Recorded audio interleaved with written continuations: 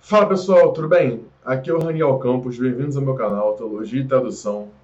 Hoje, mais uma vez atrasado, eu quero começar esse vídeo aqui pedindo desculpas.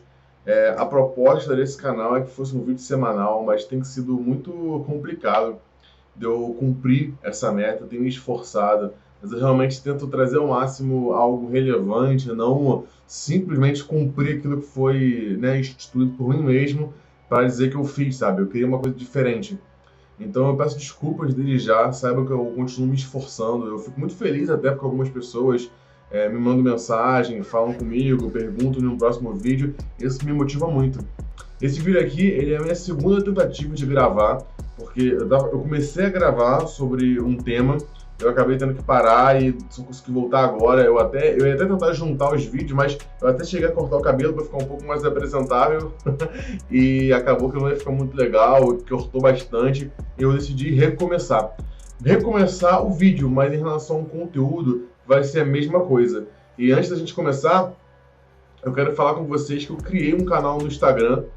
É a mesma coisa que esse aqui, tem o mesmo nome, Teologia e Tradução. A pegada dele vai ser um pouco diferente, né? Eu vou poder ter um contato um pouco mais longo com vocês. Eu vou poder postar algumas coisas diferentes, algumas coisas mais objetivas. Junto desse Instagram tem também o meu blog. Eu tenho um blog chamado Teologia e Tradução, que eu escrevo um pouco mais, então a gente consegue gastar mais tempo com essas coisas. Então, se for do interesse de vocês, se vocês quiserem conhecer, eu vou estar deixando o link aqui embaixo, não só do Instagram da página, né, do nosso canal, como também o meu pessoal, se você quiser falar comigo, a gente conversar um pouco. Então, com isso dito, a gente pode começar o vídeo. Hoje eu quero falar sobre um tema que é um tema muito da nossa geração, da nossa época. Quanto mais o tempo vai passando, novos problemas vão acontecendo, e eles não são tão novos assim, né? Eles acabam sendo novas roupagens de problemas passados. E hoje a gente tem um grande problema com uma crescente, né? Que é a dos desigrejados. Pessoas que acreditam não necessitar estar na igreja para ter comunhão com Deus e para nada disso, como a igreja fosse uma instituição para homens e tudo mais. E daí surge N justificativas, né? N razões para isso. E tem uma razão em geral que ela é muito comum, ela é muito utilizada, as pessoas falam disso o tempo todo, que são os membros da igreja, né? Normalmente a igreja é tratada como um grupo de pessoas hipócritas que tenta ser uma coisa que eles não são, mas as pessoas que não conseguem ser assim são humilhadas, são expostas e tudo mais, então eu não quero ficar nesse tipo de ambiente. E esse é um ponto que me faz pensar, porque se várias pessoas estão reclamando sobre uma mesma coisa, esse é um ponto que deveria chamar a nossa atenção. Quando eu comecei a observar isso em várias igrejas, em vários lugares, e principalmente nas redes sociais, né, onde eu consigo fazer essas pesquisas e encontrar mais pessoas que meio que desabafam sobre a sua experiência na igreja. Eu participo de vários grupos de igrejas, eu participo de alguns outros grupos que são feitos para esse tipo de debate sobre o cristianismo e tudo mais. Então, nesses grupos eu tenho essa oportunidade. E eu comecei a reparar que esse problema ele é reforçado cada vez mais e mais e mais. E eu fiquei pensando, por que isso acontece? E a razão, por mais triste que seja, é a falta de autoconsciência. Há um problema na nossa igreja, há um problema na igreja cristã, sabe, em geral. E esse é um ponto onde o primeiro fato é a gente conseguir aceitar porque a gente gera mudança. E qual é o primeiro passo? É entendermos quem nós somos. Hoje a igreja é composta, muitas vezes, por pessoas que tentam aparentar algo que elas não são. E isso causa, nas pessoas que vêm, né, à igreja, um certo desconforto. Por quê? Porque essas pessoas tentam mostrar que elas não são o quê? Seres humanos, falíveis, que também carecem da mesma graça que as pessoas que estão de fora. Essas pessoas, elas começam, né, a experiência, o tempo de igreja, muitas vezes, faz com que elas se achem mais santas, mais merecedoras, menos indignas do que as pessoas que estão fora. Então, naturalmente, as pessoas que vêm de fora para dentro da igreja, elas são confrontadas com pessoas que agem de hipocrisia. E isso naturalmente escandaliza essas pessoas, isso naturalmente cria confusões dentro da igreja. Porque, na realidade, qual deveria ser a mentalidade de todo cristão que está na igreja? De que ele foi resgatado, de que ele não merecia, que ele era incapaz, ele não queria o Senhor, porém, o Senhor abriu os olhos dele para que ele pudesse enxergar essa realidade. E agora, recebendo esse favor imerecido que é a graça, Não há outra opção senão o quê? Se aproximar de Deus, estar com Deus. E bateria nele um senso de humildade gigantesco, porque ele entenderia que ele não é digno de nada, que não há nada que ele faça que consiga comprar a sua salvação, que consiga garantir-lhe uma vaga no céu. Mas será que é isso que as pessoas que estão na igreja há mais tempo passam?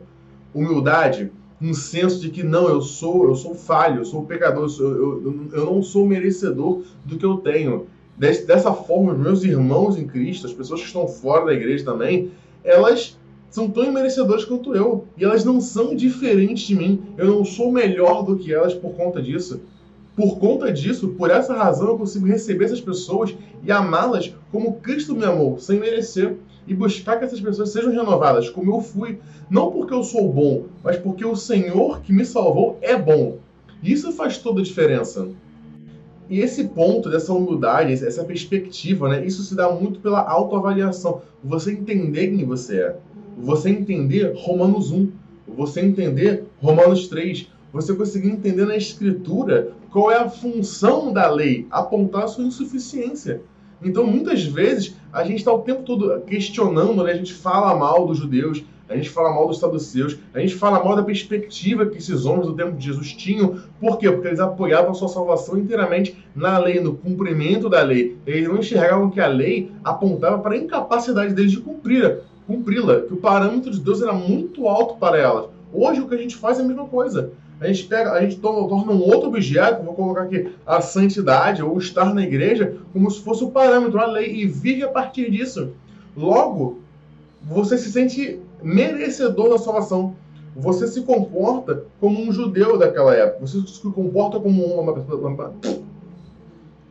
você se comporta como uma pessoa que é um legalista, que através de um modo operante, uma maneira de executar as coisas, você é salvo. Não é mais pela graça. Essa mudança de comportamento de postura, ela não se torna mais uma consequência do que aconteceu no passado, que foi a sua conversão. Não, se torna uma maneira para alcançar um fim. É um meio para um fim. Que fim? A salvação. Logo, o mérito da salvação cai sobre quem? Você. Então é super normal que você, se você acredita, né? Ainda que você não fale isso para você mesmo, se você acredita que é o que você faz que consegue salvar você, quem não faz o que você faz, logo é o quê? É indigno, está abaixo de você, não conseguiu se salvar como você está fazendo. E olha só como é que esse problema se torna gigantesco. E olha só como é que nós começamos a segregar dentro da igreja por escala de santidade. Nós paramos de apoiar uns aos outros. Nós não vivemos João 13,35. Nós não amamos uns aos outros. Isso não se torna um sinal fora da igreja de que Cristo está em nós, que ali na igreja está o Senhor. E sobre isso, eu até trago, né? Eu não costumo fazer muito isso aqui. Na verdade, eu acho que é a primeira vez que eu trago uma citação direta, mas eu quero até fazer um adendo com uma citação desse livro aqui, ó, Imitação de Cristo, de Thomas de Kempis. E ele tem um trecho muito bonito que eu vou ler aqui para vocês, né? E eu acredito que faça sentido também para a realidade de vocês, que é o seguinte: ainda que vejas alguém pecar publicamente ou ter faltas graves, nem por isso te deves achar-te melhor, pois não sabes quanto tempo poderás manter-se no bem. Todos nós somos fracos, mas a ninguém deve considerar mais fraco que a ti mesmo. Então, repare como é que um simples exercício de humildade, né, esse livro se propõe a uma maneira de você imitar a Cristo, né, como o próprio título fala. Repare como é que um exercício de humildade, como você enxergar que você é insuficiente, transforma a igreja. Porque nós, né, os membros, nós somos componentes dessa igreja. Então, se nós somos células que atacam umas às outras, somos problemáticos. Nosso corpo ele está se autodestruindo. Então, essa é a chamada que nós temos. Então, esse texto, acho que ele resume bem o que eu quero dizer. Nós temos que, dentro da igreja cristã, ter essa perspectiva de quem nós somos, do que foi feito por nós, e que nós não somos melhores do que ninguém. Nós não somos melhores do que ninguém de fora. A única diferença entre nós e as pessoas que continuam mergulhadas em seu pecado é que um dia o Senhor nos despertou e hoje nós somos filhos de Deus. Mas em nós, por nós mesmos, porque eu sou muito bom, isso não existe. Quando a gente enxerga isso, a gente consegue entender que a necessidade daquela pessoa é a mesma necessidade que a sua. E você começa a se importar mais com ela. Você começa a se ver mais parecido com essa pessoa. E o mais bonito de tudo, você começa a ter vontade de transformar a vida daquela pessoa através do Espírito Santo. Há forças em você para executar isso.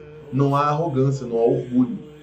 E é isso que eu convido cada um de vocês a fazer isso hoje, porque é um exercício diário. Porque é difícil, fugir da arrogância é difícil, mas é um exercício que cada um de nós tem que estar fazendo. E a minha proposta para esse vídeo é isso, é falar sobre esse problema da igreja hoje. É trazer esses textos e apontar um caminho qual eu tento seguir, um caminho ao qual outros irmãos em Cristo tentam seguir, e um caminho que, creio eu, traz transformação para a igreja. E o mais importante, consegue acolher o pecador sem concordar com o pecado dele. Porque não significa você relativizar a sua fé e aceitar qualquer coisa. Não. Significa simplesmente que você ama aquela pessoa o suficiente para entender que ela só vai ser liberta daquele pecado da mesma maneira que você foi, através da ação do Espírito Santo. E começa a ser oração, começa a se gastar tempo com essa pessoa. E é isso que eu convido cada um de vocês a fazer hoje. É o que eu me convido a fazer hoje. E é isso. Esse é o vídeo de hoje. É um vídeo simples. Eu espero que vocês tenham gostado. Eu espero que isso tenha sido relevante para vocês. Se vocês gostaram, se vocês acharam que isso é um tema importante, comentem aí embaixo, segue o canal, me segue lá no Instagram, no canal novo. Manda isso para um amigo, manda isso para uma pessoa que às vezes está um pouco perdida, ou ela às vezes teve essa experiência negativa com a igreja, e não é isso, sabe? Essa pessoa ela pode conhecer uma outra igreja, e que eu deixo aqui como um bônus, né, uma parte final, assim, não vamos confundir, não vamos achar que a igreja não tem necessidade, tem. É fundamental. A existência da igreja está prevista nas Escrituras. E se isso for um tema polêmico, a gente pode trabalhar isso mais para frente. Eu posso fazer um vídeo só falando sobre isso. Só que eu digo, não desistam da igreja por conta disso. Entendeu? A resposta não é ser um desigrejado. A resposta é realmente transformar o seu ambiente. Transformar aquela igreja no local mais parecido com a noiva de Cristo. Porque é isso que é a igreja, é a noiva de Cristo. Certo? Então é isso, pessoal. Muito obrigado. Espero que vocês tenham gostado do vídeo e até a próxima. Fiquem com Deus.